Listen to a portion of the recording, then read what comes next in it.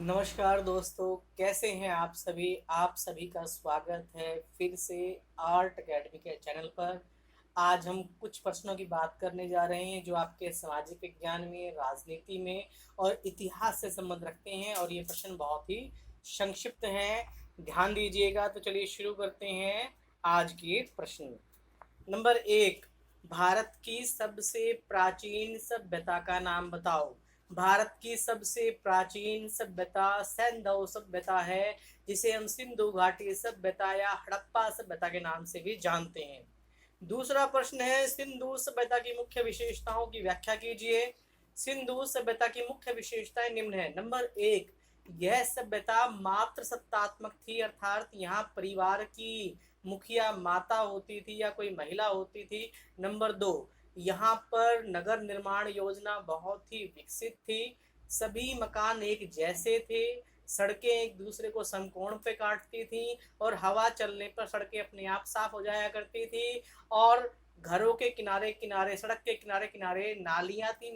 ये नालियां पक्की और ढकी हुई होती थी और इनका गंदा पानी दूर किसी तालाब में जाकर गिरता था या किसी बड़े गड्ढे में जाकर गिरता था। इसके अलावा यह सभ्यता पूर्णतः एक शहरी सभ्यता थी और यह सभ्यता के नगर दो भागों में बटे हुए थे, उच्च दुर्ग और निम्न दुर्ग, अर्थात उच्च नगर और निम्न नगर। उसके अलावा यह सभ्यता एक कांस्य युगीन सभ्यता थी। यहाँ के लोग कांस्य धातुओं का या कांस्य उपकरणों का उपयोग करते थे और यह सभ्यता एक शहरी सभ्यता थी, जिसके माध्यम से हम कह सकते हैं कि भारत की सभ्यता प्राचीनतम सभ्यताओं में से एक है और जो अपने आप में एक अनूठी सभ्यता थी। अगला प्रश्न है, सिंधु सभ्यता के चार मुख्य नगरों के नाम बताओ। सिंधु सभ्यता के मुख्य नगर हैं। नंबर एक, हड़प्पा, मोहनजोदाड़ो, कलिबंगा, रंगपुर, लोथल और रोपड़ आदि। मानव ने सबसे पहले किस धातु का प्रयोग किया। मानव ने सबसे पहले कांसा धातु का प्रयोग किया।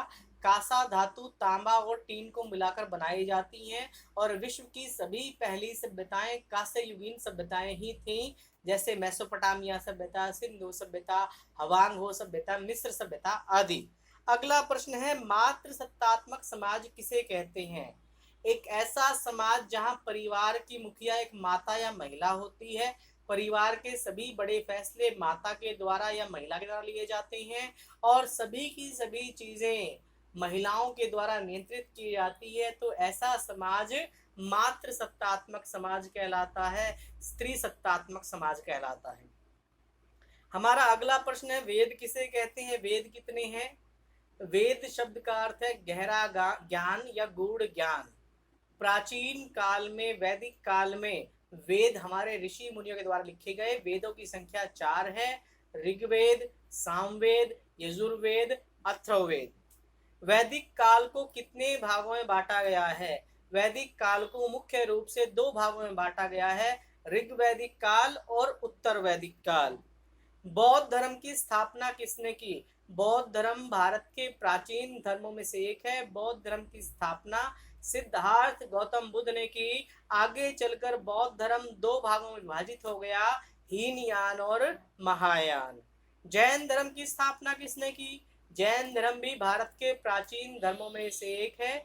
जैन धर्म की स्थापना ऋषभ देव जी ने की, परंतु इसके वास्तविक संस्थापक महावीर वर्धमान स्वामी कहलाते हैं। और आगे चलकर जैन धर्म भी दो भागों में विभाजित हो गया, श्वेतांबर और दिगंबर। हमारा आखिरी प्रश्न है, गुप्त वंश की स्थापना किसने की। गुप्त वंश की स्थापना श्री गुप्त ने की। तो प्यारे बच्चों, ये कुछ छोटे प्रश्न थे जो आपकी परीक्षाओं में अवश्य आएंगे। तो आज के लिए इतना ही, धन्यवाद।